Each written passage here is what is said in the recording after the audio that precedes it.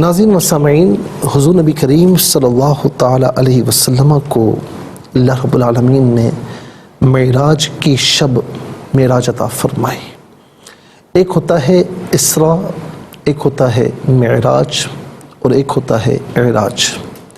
یہ بھی کہا جاتا ہے کہ معراج، علماء نے باقاعدہ بیان فرمایا کہ یہ بھی فرمایا کہ معراج ایک سیڑھی کو کہا جاتا ہے۔ تو علماء فرماتے ہیں کہ ہو سکتا ہے کہ ایک نورانی سیڑھی ہو کہ حضور نبی کریم علیہ السلام اس پر تشریف فرما ہوئے ہوں اور پھر اس کے بعد براق پر سوار ہوئے ہوں، اور یہ بھی کہا جاتا ہے کہ براق پر سوار ہوئے ہوں اور پھر آسمانوں کی جانب اس نورانی سیڑھی کے ذریعے اللہ تبارک و تعالی کے کرم سے تشریف لے گئے ہوں۔ خواجہ نظام الدین اولیاء رحمۃ اللہ تعالی علیہ سے جب کسی نے پوچھا کہ یہ اسراء، اچھا یہ بات عرض کروں کہ لوگ عام طور پر اسرا کہتے ہیں، اسرا فاعل ہے، فعل ماضی ہے کہ وہ لے گیا، تو جب ہم کہیں گے وہ لے گیا تو اسرا کہیں گے، جب ہم کہیں گے کہ یہ سورہ اسرا تو سورہ اسرا نہیں، سورہ اسرا کہیں گے یا سورہ بنی اسرائیل کہیں گے۔ اسرا جو ہے مصدر ہے، آپ جانتے ہیں کہ اسرا کا معنی ہوگا کہ لے جانا، لے جانا۔ تو کسی نے پوچھا کہ اسرا، معراج اور اعراج کیا ہے؟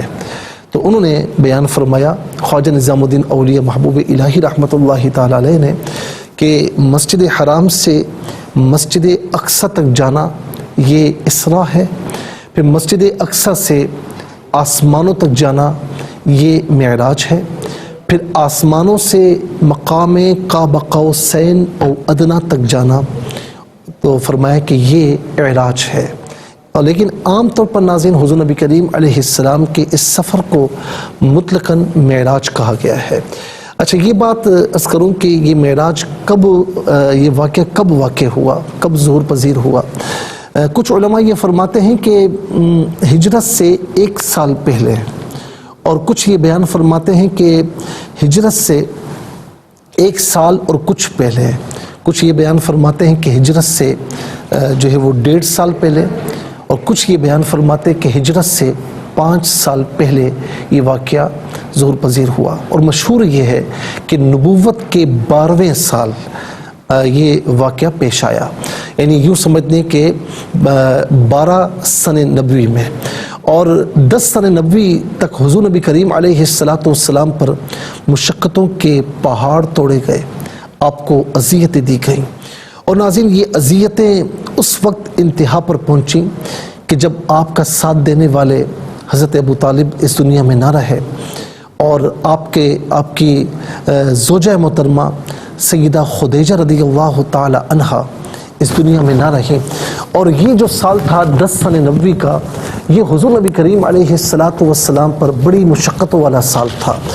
گویا کہ 7 سن نبوی سے لے کر 10 سن نبوی تک شعب ابی طالب کا واقعہ ہونا، یعنی درجہ بدرجہ اذیتیں بڑھا دی گئیں، مشقتیں بڑھا دی گئیں، ظلم و ستم کے پہاڑ توڑے گئے، تو آقا علیہ السلام بڑے مغموم ہیں، ایک غم اور حزن طاری ہے، اور اوپر سے ساتھ دینے والے دنیا سے رخصت ہو گئے۔ آقا علیہ السلام کا یوں سمجھ لیں کہ دنیا میں تشریف لائے تو باپ کا سایہ سر سے اٹھ چکا ہے، 7 یا 8 برس کے ہیں تو سیدہ حمنہ رضی اللہ تعالی عنہا وصال فرما گئے۔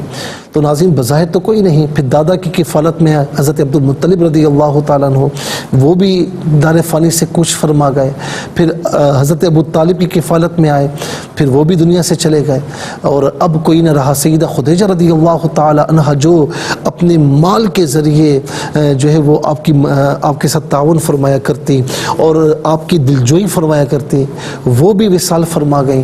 اب بظاہر کوئی نہ رہا ناظرین، اور پھر مشقتیں، اذیتیں، ظلم و ستم، تو پھر حضور نبی کریم علیہ السلام بڑے مغموم اور بڑے محزون تھے۔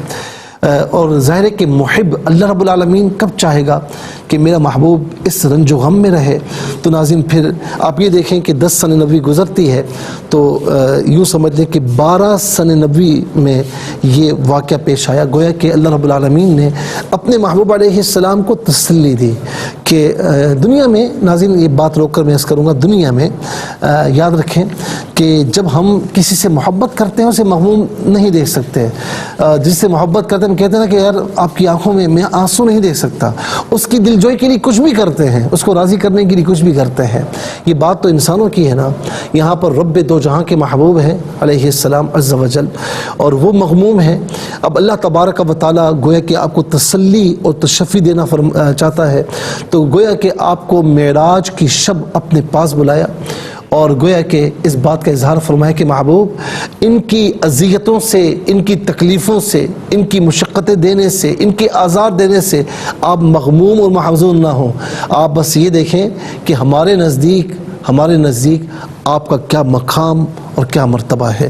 دیکھیں نا ناظرین، جب جبرائیل کو بھیجا کہ ان اللہ تعالیٰ یقرئک السلام وهو یدعوک وانا حاملک الی اللہ تعالیٰ، بے شک اللہ تعالیٰ آپ پر سلام پیش فرماتا ہے اور وہ آپ سے ملاقات کا مشتاق ہے، اور میں لینے کے لیے آیا ہوں. مشتاق کون ہے؟ اللہ رب العالمین. لینے کے لیے کون آئے ہیں ناظرین؟ روح الامین. وہ فرمایا نا کہ کون جاتا ہے شاہ دنیا و دین، کس طرف عرش پر ذات حق کے کریم، لینے آئے ہیں یہ کون؟ روح الامین. کیا وصال خدا آج کی رات ہے، عطر رحمت فرشتے چھڑکتے چلے، جس کی خوشبو سے رستے مہکتے چلے، چاند تارے جلو میں چمکتے چلے، کہکشاں زیر پا آج کی رات ہے.